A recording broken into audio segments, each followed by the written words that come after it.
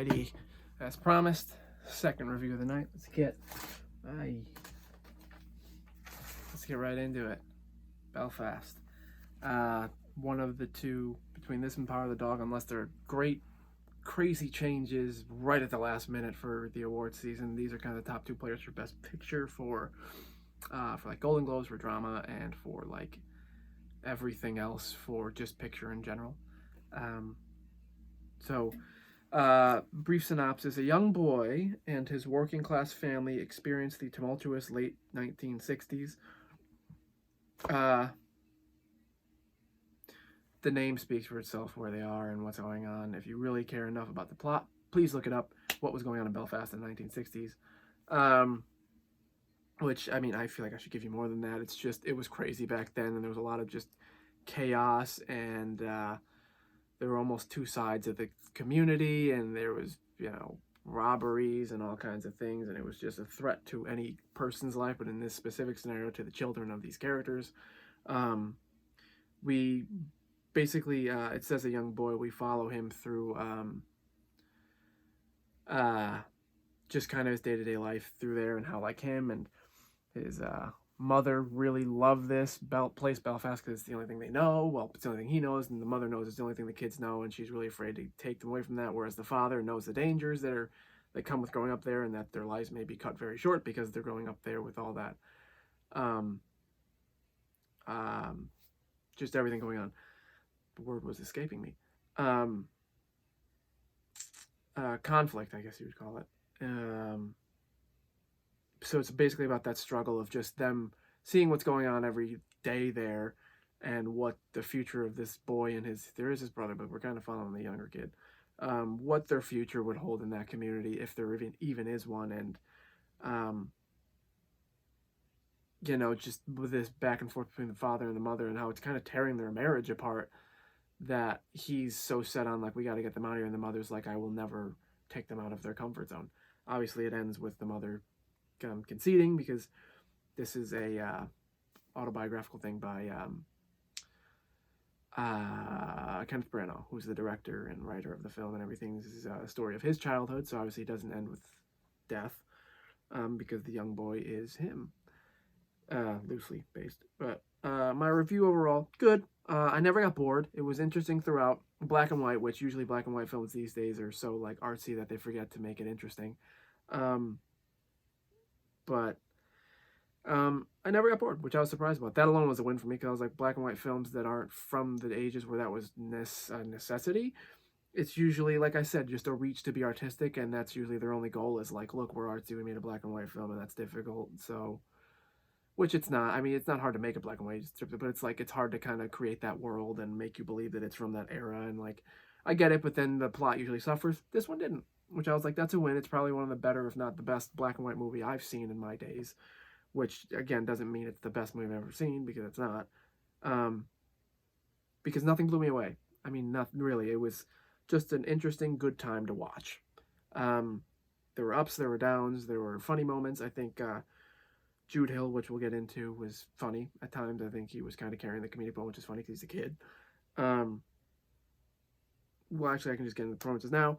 I kind of put same thing, where it was good, never blew me away, but I never got bored. Jude Hill, the kid who plays the boy, he, in a year where there are a lot of, under 18 great performances, he's definitely up there. I think him, and if I do a review of Come On, Come On before my cutoff of like announcing awards and everything else, we'll talk a bit about a performance in that by the lead, which not for now. But Jude Hill, very good. Again, he kind of carries the comedic lightheartedness for most of the movie and does such a good job.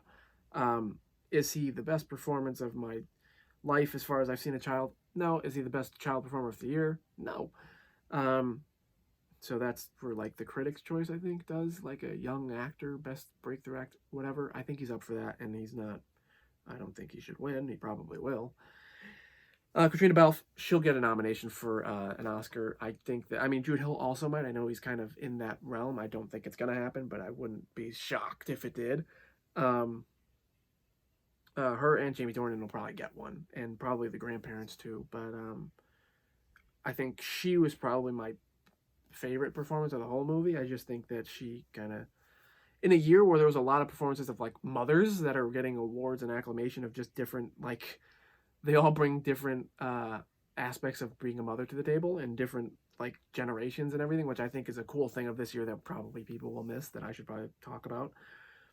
And she's one of them. I think she's up there. I think she really encapsulates what it was to be a mother of a young child during this time and in this specific place, and the struggles that you wouldn't think of that came along, where it's like every mother wants to keep their kid where they're growing up if the kid's loving it and has all their friends, like, because as kids none of us wanted to be ripped from those places, and most of us at some point were, and it sucked.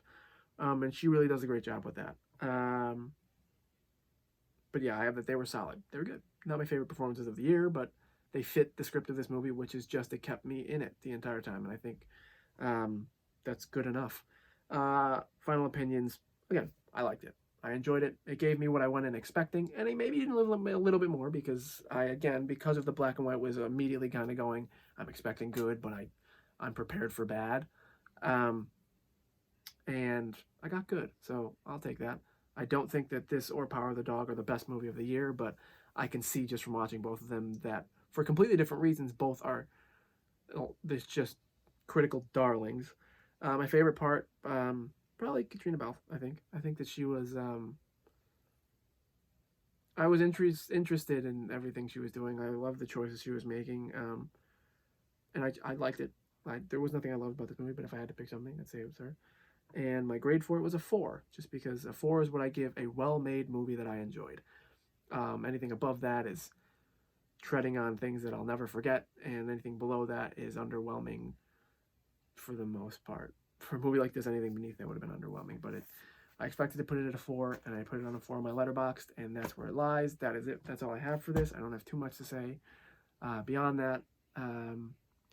It's not on any streaming sites, I don't believe. You could probably rent it on things. But it is still in, oh, no, I don't believe it is still in, it might be in some theaters, but it's probably not in many theaters anymore. But it does have Oscar buzz, so they're probably in theaters still, certain places. So if it's in a theater near you and you're just looking for something to see and there's nothing else out right now, I wouldn't say don't go see it, but I'd say there are other things that I know are in theaters right now that I would recommend before that. You won't regret seeing it, but you won't walk out a different person. So do with that what you will. This is Damien signing off. Second review of the night. I am done. Hope you enjoyed. If you do watch the movie, or you have watched the movie and have opinions and watch this video, please feel free to let me know what you think. If you think I'm stupid, if you think I'm on point, or whatever. If you just want to discuss, I'm always around. Let me know. But thank you for watching.